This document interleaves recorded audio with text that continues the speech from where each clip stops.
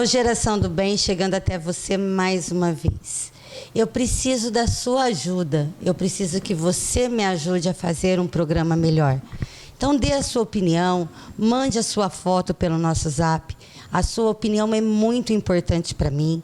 Eu queria saber o que vocês estão pensando, a matéria que vocês queiram que a gente aborde aqui, porque a Geração do Bem é isso. Não é só voluntário ou terceiro setor. É mostrar para vocês o que está acontecendo na nossa cidade, região e até no país. E por isso, hoje eu vou ter uma entrevista muito especial para tratar de um assunto que está sendo muito polêmico ultimamente. Estou com o Dr. Sérgio para me falar um pouquinho sobre fundo de garantia. Está um bafafá tremendo, né? E eu queria saber do senhor por que tudo isso. Alessandra, um prazer estar aqui com você, participando do seu programa, uma satisfação. Nós tivemos aí nos últimos dias algumas informações divulgadas pela mídia, né? Alertando as pessoas aí de que o dia 13 de maio seria o último dia para as pessoas entrarem com o processo pedindo uma revisão de fundo de garantia. E aí houve uma correria muito grande e muita gente ficou sem entender até o porquê disso, quem tem direito, quem não tem direito. Então, nós vivemos um momento aí, todos em busca de novas informações por causa dessa pandemia. E mudou a data de novo, né? Porque falaram até dia 13, agora vai ter uma revisão, é isso? O que acontece? Já houveram várias ações discutindo a questão do fundo de garantia. É importante que todos saibam que todos os trabalhadores que tiveram carteira registrada de 99 até hoje, mesmo aqueles que já foram dispensados e já sacaram fundo de garantia, existe a possibilidade de entrar com um pedido de revisão da forma de correção desse fundo de garantia.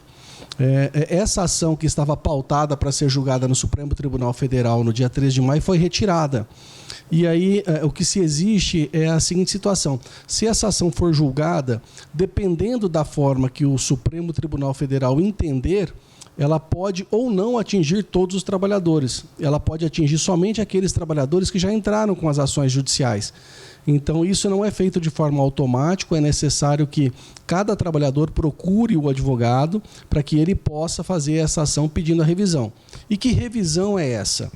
A partir de 99, a Caixa Econômica Federal atrelou a correção do fundo de garantia à ATR. E a ATR, ela não representa a correção da inflação. Então, ao longo do tempo, o trabalhador está sendo muito prejudicado com isso. Tem determinados períodos, em determinados anos, que essa diferença de correção chega a 80%. Então, um trabalhador, por exemplo, que em 2000 tivesse R$ 1.000 para receber, e fazendo um cálculo pelo índice normal da TR, ele teria aproximadamente R$ 3.000 para receber. Se esse índice for aliado ao INPC, que corrige efetivamente a inflação, ele teria aproximadamente R$ 5.400 para receber. Então, é uma diferença muito grande.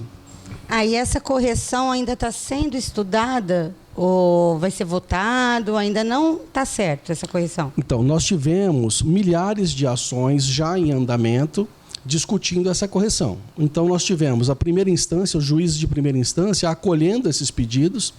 Tivemos parte do Superior Tribunal de Justiça acolhendo, aceitando a mudança do índice de correção, e uma outra parte dizendo que não poderia ser feita essa correção, que essa matéria somente poderia ser modificada pelo próprio Congresso Nacional, que é o que teria que fazer uma alteração na lei para poder mudar o índice de correção do Fundo de Garantia. Mas existe uma ação direta de inconstitucionalidade que foi proposta diretamente no Supremo Tribunal Federal discutindo essa legalidade. E é isso que está sendo votado. O STF, em 2014, dentro de uma matéria trabalhista que foi da relatoria do ministro Gilmar Mendes, ele estabeleceu a prescrição de 5 anos, mas para os processos trabalhistas. Então, é importante fazer essa diferença.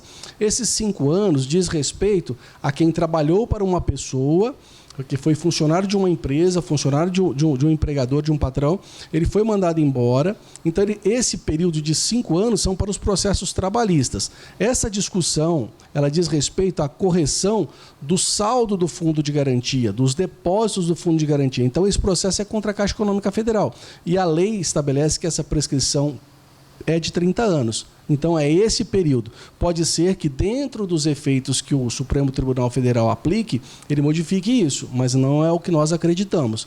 Nós acreditamos que realmente vai ser mantida essa prescrição de 30 anos, que vai abranger todos, mesmo aqueles que já receberam fundo de garantia, mas que lá, por exemplo, em 2010, você fez um levantamento do fundo, você precisa pegar esse extrato na Caixa Federal, vai ser feito um laudo pericial que vai apontar as diferenças e entrar com essa ação. E quando o trabalhador é contratado por tempo de serviço, ele tem direito ao fundo de garantia ou não?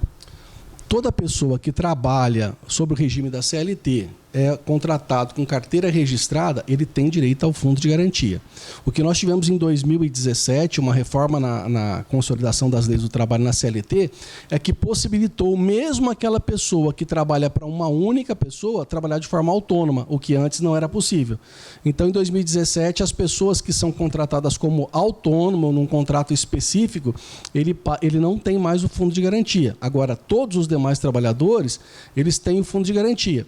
E é interessante que essa conta do fundo de garantia, ela só pode ser movimentada em caso de desemprego, ou seja, quando o trabalhador é dispensado, então ele pode fazer o saque do seu fundo de garantia, e aí a multa dos 40% da rescisão.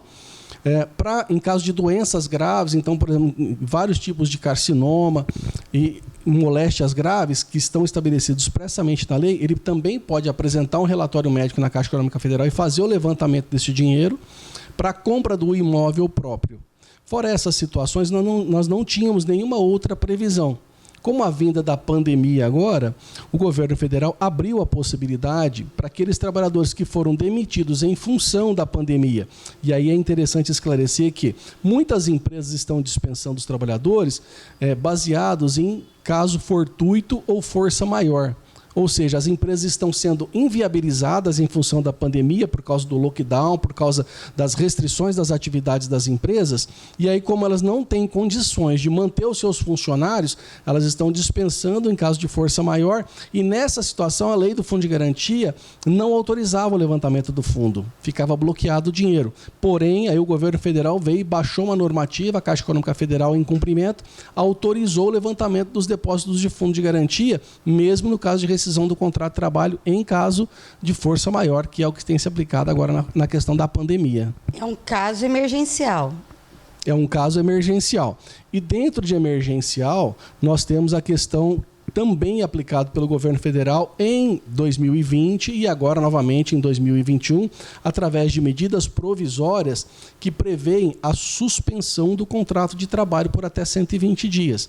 Então, nessa suspensão, existem regras específicas e que as empresas precisam fazer comunicação por escrito para a Caixa Econômica Federal, para o Ministério da Economia, informando a suspensão dos contratos de trabalho, e o governo federal vai assumir uma parte do pagamento desses salários. Mas é interessante observar que existem gradações disso, ou seja, existe uma proporção nisso. O governo federal pode pagar até 70% do salário dessa pessoa, mas o que é interessante é o seguinte: esse dinheiro não está vindo do governo federal, ele está vindo do seguro-desemprego. Então ele vem através do Fundo de Amparo ao Trabalhador, que também é gerido pela Caixa Econômica Federal. E 30% será pago pela empresa. É uma medida paliativa para tentar preservar o emprego das pessoas. Mas é necessário observar que, no caso de dispensa desse trabalhador, essas parcelas serão compensadas no final. Então, o que se está fazendo é um adiantamento, um socorro emergencial para as pessoas, para que elas não fiquem desamparadas neste momento. Mas esse dinheiro está sendo tirado do fundo de garantia da pessoa. Ele sai do Fundo de Amparo do Trabalhador, que uma parte dos depósitos do Fundo de Garantia são destinados para esse FAT. O FAT é o que faz toda a gestão e pagamentos do seguro-desemprego. É como se fosse uma parte do Fundo de Garantia que é destinado ali. Doutor Sérgio, e o ano de 2020 foi um ano totalmente perdido, né? E eu queria saber também, juridicamente, os processos demoraram? Trabalhista, civil? A pandemia foi uma questão de surpresa para todo mundo, né? Quando se imaginava que no início do ano de 2020 viesse uma situação fraca e que fosse passageira, ela se tornou uma questão extremamente grave e que resultou em fechamentos, em fase amarela, que todos nós já conhecemos o Plano São Paulo, muito questionado por várias pessoas de diversas formas diferentes, e com isso a Justiça suspendeu as suas atividades. Então nós tivemos uma paralisação praticamente total da Justiça no início, em março do ano passado, e aí com a fase vermelha houve o esvaziamento dos fóruns. Então, durante este período, praticamente de 2020 todo, salvo um pequeno período no segundo semestre, todos os processos que eram físicos, aqueles de papel antigo, não tiveram andamento. Então, os processos que estão arquivados, que normalmente os arquivos ficam fora dos prédios da Justiça, as pessoas que demandavam de documentos, cópia desses documentos ou de andamento desses documentos, desses processos, eles tiveram praticamente o ano de 2020 completamente paralisado. E isso tanto na esfera trabalhista quanto na esfera estadual e na federal. Nós tivemos aí a questão das audiências, né? Então, no ano de 2020, o máximo que aconteceu foram audiências telepresenciais. A Justiça já se reinventou, o Judiciário como um todo se reinventou para realizar essas audiências virtuais. E agora, em 2020, isso está se consolidando. Então, depoimentos de réus presos estão sendo feitos através de depoimentos telepresenciais. Audiências de instrução com oitiva de testemunhas e das partes já estão sendo realizadas na forma telepresencial. Então, é como se fosse uma reunião onde, através de um celular, você acessa um link fornecido pela Justiça e ali você está diante do juiz de direito, do escrevente de sala, do advogado que defende o seu interesse, a parte contrária, as testemunhas, e ali vão sendo tomados os depoimentos e isso tudo fica gravado. E existe uma preocupação da advocacia, de modo geral, dessa comunicação entre as testemunhas e da imparcialidade, da forma de depoimento disso. Mas isso está sendo vencido vagarosamente com os resultados que estão sendo colhidos aí durante este ano. O papo está delicioso, né? Mas daqui a pouco, depois do breve intervalo comercial, nós vamos continuar com esse assunto.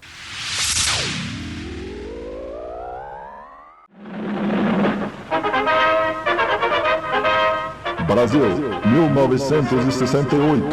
Ou o Brasil acaba com a saúva, ou a saúva acaba com o Brasil. A formiga cortadeira trabalhava bem contente, eis porém que de repente certa coisa apareceu.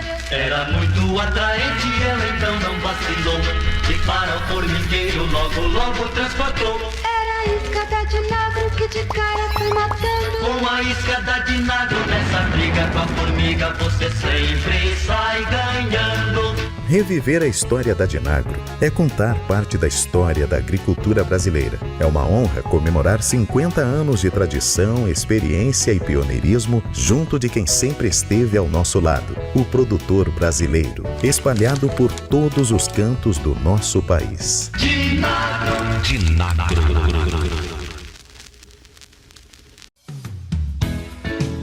Colmeia Climatização e Distribuição de Frutas Limitada. Contamos com uma equipe de profissionais treinados e capacitados.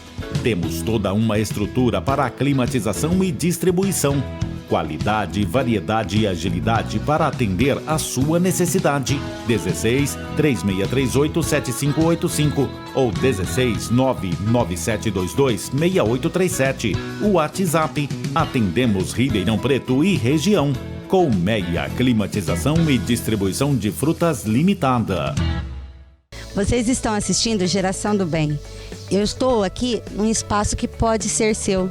Entre em contato conosco, venha ser nosso parceiro. Nós precisamos de você, porque fazer o bem faz bem.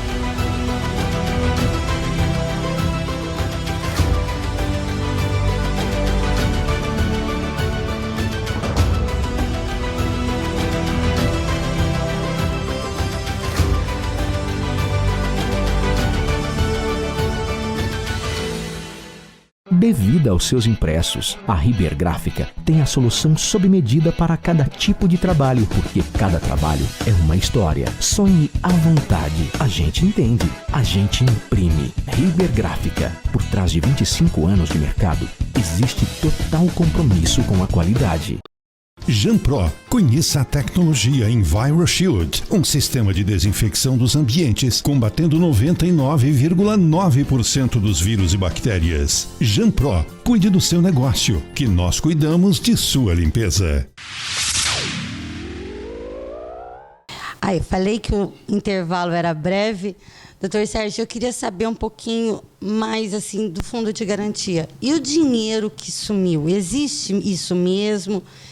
Estão muito se falando sobre isso, né? Que sumiu o dinheiro do fundo de garantia. Alessandra, a Caixa Econômica Federal, ela é quem faz a gestão dos recursos do fundo de garantia. E entre as possibilidades que a lei estabelece, é o empréstimo desse dinheiro para a construção de imóveis. Então, nós temos várias obras financiadas, construções de edifícios e várias outras obras que inclusive são financiadas para prefeituras, para o Estado, para diversos setores diferentes, com recursos do fundo de garantia. O governo federal, que é quem faz esses empréstimos, ele é o responsável para repor esse dinheiro.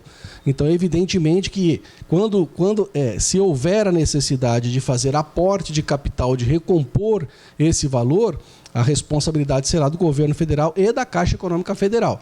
Aí a responsabilidade de se apurar se esses empréstimos foram fraudulentos ou não, se não foram adotadas as garantias mínimas necessárias para se emprestar o dinheiro do trabalhador para construir um edifício, para fazer uma ponte, para fazer reformas de aceleração de crescimento, enfim, qualquer que seja a destinação disso, aí o Ministério Público, a Polícia Federal, em um momento oportuno, quando surgir esse tipo de situação, seguramente irá instaurar os inquéritos, as investigações necessárias para se apurar. Mas eu não acredito que o trabalhador fique prejudicado de forma direta dentro desse assunto. Porque, como a gente tinha dito, a pandemia atrapalhou em todos os setores, né? Até no jurídico. E o trabalhador, muitas vezes, precisou de um recurso, né? Esse emergencial que o governo deu não foi dado de graça, foi? Do trabalhador em si, esse dinheiro não sai do auxílio emergencial. O governo fez, através do Congresso Nacional, a aprovação de leis, gerou uma medida provisória que depois foi convertida em lei, e o próprio Congresso Nacional é que está gerando a origem desses recursos. É evidente que o Brasil ele faz a gestão completa de todos os recursos daquilo que ele recebe a título de tributos, de impostos, e parte disso ele está redirecionando para emprestar, para socorrer a sociedade, aquelas pessoas que estão em estado de dificuldade, que vão se ajustar à condição daquilo que o decreto estabelece como situação emergencial em pessoa em situação de vulnerabilidade para receber aqueles recursos. O que nós temos dentro disso são milhares e milhares de fraudes de pessoas que se habilitam para receber esse recurso, e quando a pessoa que efetivamente precisa procura a Caixa Econômica Federal para receber, o dinheiro já foi sacado. E aí muitas vezes isso acaba gerando uma demora excessiva até se apurar o que aconteceu, até se apurar quem efetivamente recebeu esse dinheiro. Então muitas pessoas estão ficando sem receber essa parcela que para elas seria extremamente importante para poder honrar os seus compromissos.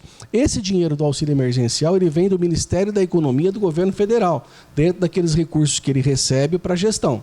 Então, essa é uma situação que fica clara. Ela não vem do fundo de garantia do trabalhador ou de alguma conta que seja vinculada a isso, é do governo federal. Essa conta ela está sendo administrada, está sendo gerida. Vamos ver no futuro para onde que isso vai, porque são bilhões e bilhões de reais que são investidos na economia, que o governo federal distribui, mas não é gratuito.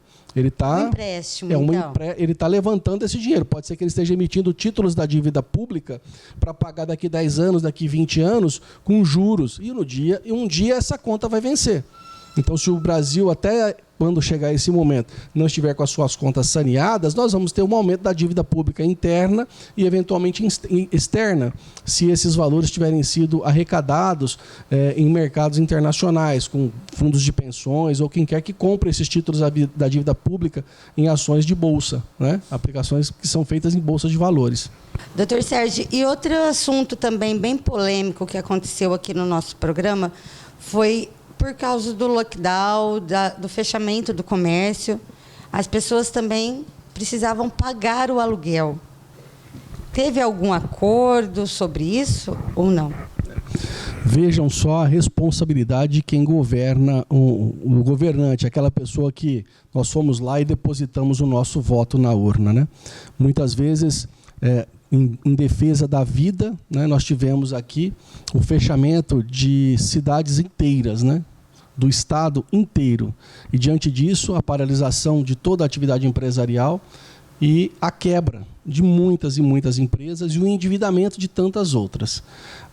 O exemplo que você cita, por exemplo, do comércio aqui em Ribeirão, nós tivemos os imóveis fechados. A alternativa que surgiu foi a negociação e houve uma sensibilidade dos locadores, dos donos desses imóveis, em reduzir o valor do aluguel, em muitos casos em 50%, 30%, durante um período que fez frente ao fechamento, aos períodos de fechamento dos imóveis aqui. Também houveram situações em que não houve esse tipo de acordo e aí a situação acabou indo para a justiça para discutir a proporcionalidade, a forma de aplicação disso.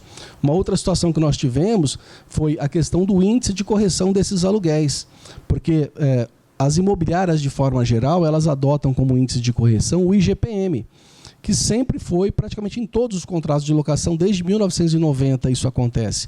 E no ano de 2020, agora, o IGPM acumulado chegou a dar 36% no período de um ano. Então, veja bem, num tempo de crise econômica, um IGPM, um índice de correção do aluguel dando 36%, significaria que a pessoa ia pagar 1/3 a mais de aluguel. Quem pagaria 1.000, pagaria R$ 1.336. Então, é um índice muito elevado. Houve uma negociação das imobiliárias no sentido de adotar como índice o INPC, que é o que estava retratando o período de inflação, que estava dando em torno de 6% a 7% em média. E nos casos em que não houve esse acordo, acabou indo para a justiça, e eu acredito piamente que a decisão final desses casos, que ainda não chegou, será de reconhecer como índice adequado o INPC, que é o que vai refletir a situação do momento. Esse índice se tornou criou uma situação extremamente desigual, criando uma distância abissal ainda entre a realidade e a capacidade de pagamento dos locatários. Nesse momento, o consenso, a temperança, são imprescindíveis para que nós possamos passar essa situação excepcional que o Covid-19 nos trouxe. É excepcional e ainda nós temos ainda um percurso, né, até voltar ao novo normal, né? E nós não sabemos nem mesmo quando isso vai efetivamente acontecer, né? Temos aí as vacinas que estão sendo aplicadas, mas todas elas em caráter experimental e que nós ainda não temos uma solução final disso ainda. Vamos todos com fé, com firmeza, com foco, com perseverança e com resiliência buscar o sucesso. Dr. Sérgio, foi um prazer imenso tê-lo no nosso programa. Eu espero o senhor mais vezes aqui, porque eu acho que é um assunto muito sério, né? A parte jurídica, e o pessoal de casa tem que saber o que acontece, né? Foi um prazer, uma satisfação participar do seu programa e poder contribuir, espero ter contribuído de alguma coisa e levado um pouquinho de esclarecimento a todos que nos assistem. Eu agradeço, um grande abraço e até uma outra oportunidade. Não, eu vou esperar, eu vou cobrar. E agora, um momento de carinho, de paz, de esperança que a gente está precisando um pouco com o Padre Carlos.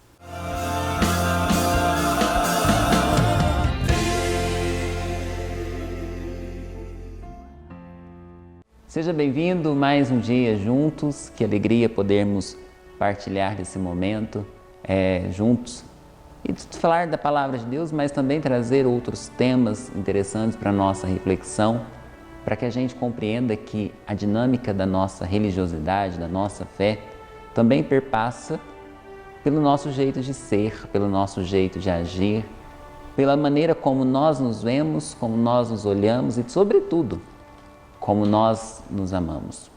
Hoje eu quero falar com você sobre um tema que muitas vezes as pessoas fogem dele, ou acham que tem e na realidade não o tem. É a autoestima. Quando eu falo autoestima, o que me vem, né? O que nos vem essa palavra? Autoestima. Auto é de si próprio. de olhar para si, gostar de si mesmo, amar a si mesmo e fazer com que as nossas condições sejam favoráveis a nós mesmos. Nós não estamos falando aqui de egoísmos, não. Nós estamos falando do gostar de si, de se dar prioridade. Porque nós precisamos, em momentos da vida, nos dar prioridade. E a autoestima muitas vezes fica abalada com aquilo que nós permitimos que as pessoas digam a nosso respeito, com que as pessoas apontem ao nosso respeito, e nós vamos denegrindo a nossa própria imagem, vamos ferindo a nossa própria imagem, acreditando com que aquilo que o outro disse é verdade. E muitas vezes não é verdade. E se for verdade, o que nós precisamos fazer? Nós precisamos olhar para aquilo que de repente está sendo apontado e analisar, avaliar. Eu sou assim mesmo? Se eu sou assim mesmo como a pessoa está dizendo que eu sou, eu vou trabalhar isso em mim. Eu vou fazer com que isso não se torne uma verdade, mas eu trabalhando isso, eu vou conseguir transformar essa realidade em algo bom, não para o outro ver, mas para mim mesmo, para que eu me sinta bem, para que eu sinta, né, o amor por mim mesmo. Se eu determinar na minha vida que tudo aquilo que o outro diz a meu respeito é verdade, eu vou viver muitas vezes a melancolia, a depressão, a frustração. O que eu quero olhar para você hoje e dizer é: valorize-se do jeito que você é. Aquilo que pode ser mudado, transformado, vamos levantar, vamos para a luta, vamos fazer diferente, vamos nos tornar diferentes e sermos diferentes. Aquilo que não depende da nossa condição, da nossa vontade, vamos aceitar e vamos descobrir de que maneira nós podemos fazer com que seja melhor, que seja saudável para nós mesmos, que caiba na nossa realidade. E não nos importar para as críticas, não nos importar por aquilo, pelos julgamentos, por aquilo que as pessoas queiram deturpar em nós. Por isso nós precisamos nos amar, precisamos ter uma autoestima elevada, que você possa conseguir hoje se olhar, se amar, se respeitar e não permitir que nada e ninguém desacredite de você mesmo. Que você seja feliz nas suas escolhas, claro, escolhas com a presença de Deus, escolhas com determinação para ser sempre melhor. Que Deus abençoe a sua vida. Que Deus coloque no seu coração hoje e sempre a certeza do quanto você é amado por Ele e que Ele nunca desiste de nós.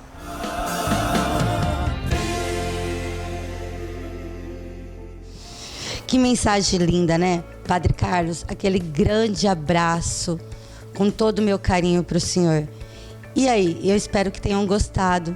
Dê a sua opinião, ela é muito importante pra gente. Aqui, ó, do lado da tela tem nosso QR Code. Perdeu ou quiser mostrar esse programa para alguém, é só colocar a câmera do celular que vai direto no nosso canal. Fiquem com Deus e até a semana que vem.